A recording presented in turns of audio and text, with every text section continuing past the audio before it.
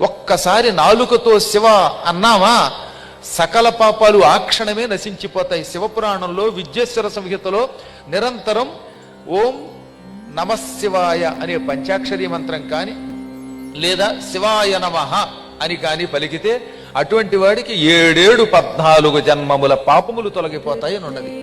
కాబట్టి శివనామస్మరణ రోజు జపం చెయ్యగా ఈ జపము పదే పదే చెయ్యగా సకల పాపాలు ఆ క్షణమే పటాపంచలైపోతాయి.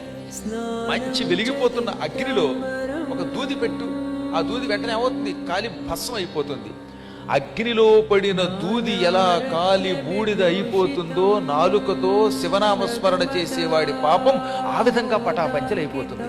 అందువల్ల జపం చేసేవాడికి పాతకం లేదు.